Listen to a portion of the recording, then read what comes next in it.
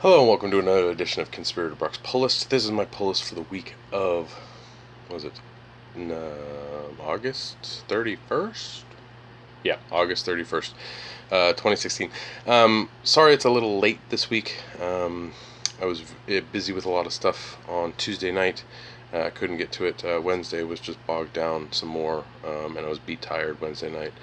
Same with Thursday, a lot of stuff going on. So now it's Friday, a little late. I did get a chance to read all the books, so I'll probably have a little bit more to say on them. So a little spoilers for this week's books. It's a fifth week, so there's not there's not a lot of titles. So your pull list might be a little bit smaller this week. If it was, your wallet thanks you. If you're the type of person that it's smaller, so you get other things like trades or it's toys or statues, then yeah, it's not. You just got something else. So first up on the pull list, we have Bloodshot Reborn, number 16. This is Jeff Lemire's Bloodshot stuff. Really great stuff. We're on the Bloodshot Island, and Bloodshot is going up against Deathmate, a character that was in Valiant.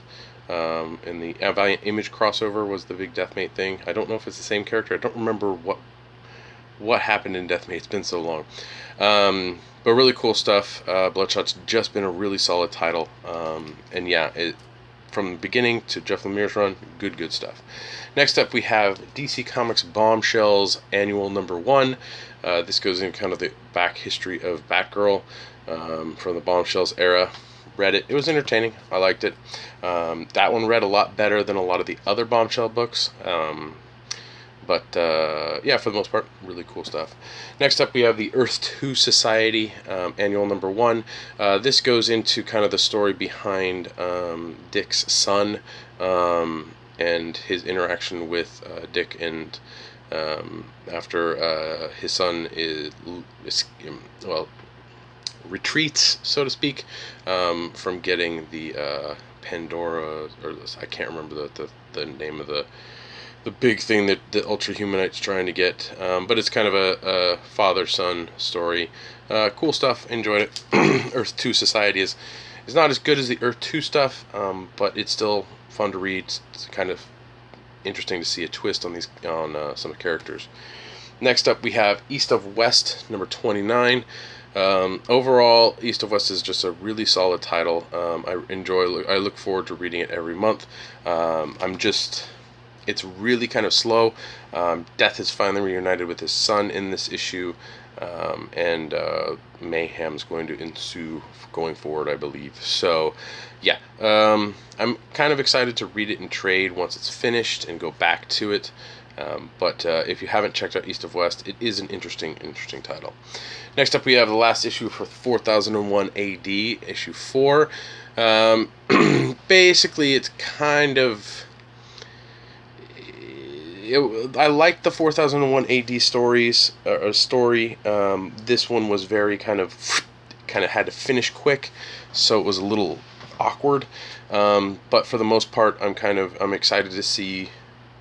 I was excited to see kind of where they took New Japan after the fight with the father and Ra, or Ray, or however you want to say it. Yeah, but it was one of those kind of really too quick endings.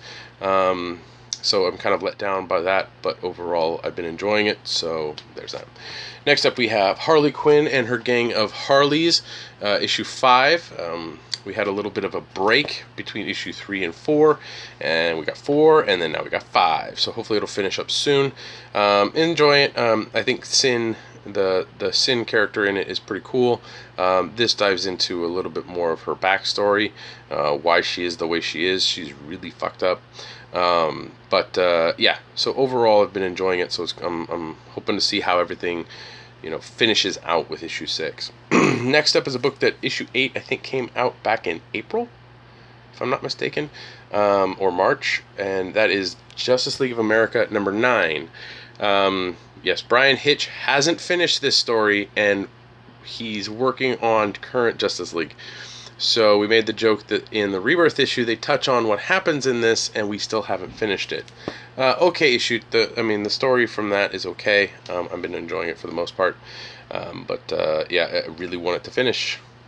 So, next up we have Lazarus, number 24. Ruck has done an amazing job on Lazarus.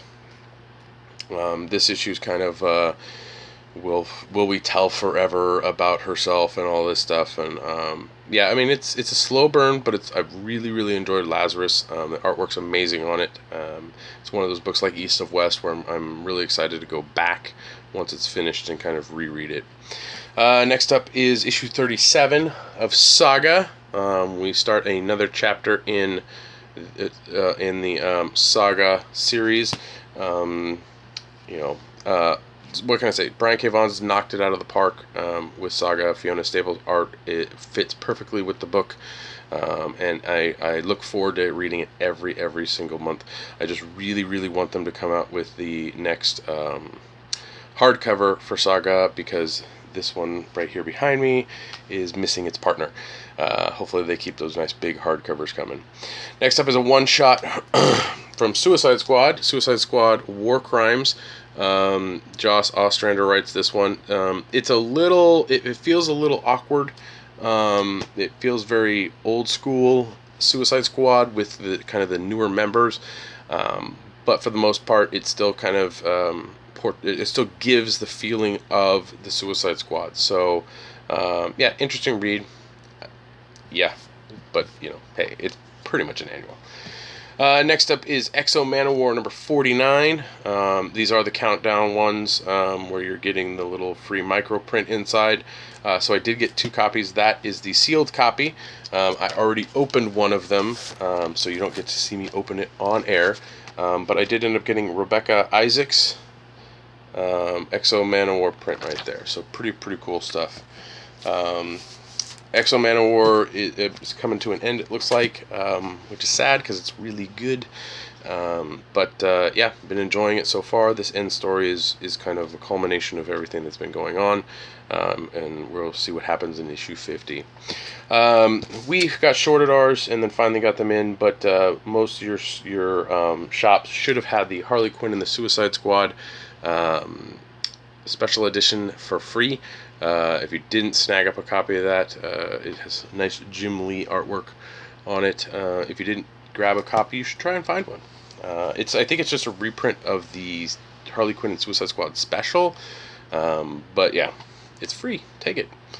Alright, we got that done out of the way. I'm going to do the read list real quick, and then I'm going to get to the special order that I got. Not that it's I'm doing it out of order. Deal with it. First up, we have the Astonishing Ant-Man number 11. Some of you might have been like, oh, Ant-Man, I thought this was supposed to be a Civil War tie-in issue. It was solicited as one, but it isn't one. Yeah, it's Ant-Man. It's awesome. Nick Spencer's done an amazing job on this book. I cannot wait for the Nick Spencer collection of Ant-Man. I've been getting the single-issue trades just because who knows if they're going to release it, but Nick Spencer just nails Ant-Man, and you should go find those 2. There's 2 trades out, one for the series prior to this, and the first one from this series. There's just amazing stuff. And then finally on the read list, we have Han Solo number 3, the Star Wars book. Really fun stuff with Han Solo, running the Dragon something race, and doing Rebel stuff in between. Art's amazing on it. There's a really fun title to read. All the Star Wars books have been knocking it out of the park, at least for me, so I'm looking forward to what we have in store next. Alright, on to my special order this week. As a kid, I always liked the movie Christmas Story. I especially always thought it was funny that the dad won a leg lamp and wanted to put it in the window, and the wife knocks it over, and the leg lamp has always been one of those things I really enjoy. My brother actually a few years ago got me a miniature leg lamp that I bring out during Christmas time and set up during Christmas. Yeah, so in the theme of leg lamps, I ended up grabbing this bad boy here. I got the Harley Quinn leg lamp, 20 inches of leg. Yeah, baby. It's the old school original costume kind of deal. lights up. Can't wait to plug this baby in. So I think that this will be the year-round tacky lamp that I own. And then during Christmas, I'll alternate out with the Christmas Story one. So that's my plan. We'll see if I can stick to it. Yep, that's pretty much it for this week. Again, I do apologize for the delay. Just with everything that's going on in my life, which a lot of you know, I've mentioned before. I'm tired. It's a very exhausting process going through this physically. Work and full-time parent to 2 kids, and all that stuff, and also mentally it is exhausting. So I do again apologize. Hopefully this week I'll be able to get back on track. I did record a Loot Crate video with Brody for the month of August. I still need to get that up for you guys to enjoy, and there will be one for the Women of DC, or the Legion of Collectors Women of DC box that comes out soon. I'm actually gonna do that with my daughter because I think she'll like it. Big plans this weekend. Purging or organizing toys. That's what I'm doing this weekend. Hopefully I'm successful and I can clear out some stuff and get the kids' rooms a little bit more situated. So, So that's it for the pull list. Thanks again for watching. We did record episode 275 of the Comics Conspiracy this week, so there'll be a link in the description down below. You can check that out. You can also follow me on Twitter. My handle is @BrockSager. You can help me through Patreon and my fellow conspirators on the podcast at www.patreon.com/comicsconspiracy, where we talk about, or the Comic Conspiracy, where we talk about, for as little as $1 a month, you help us with hosting and all that wonderful stuff. And thank you to all our Patreon backers. That's pretty much it. I'm running on fumes today, but I got to get this up for you guys. So as usual, I'll see you next week.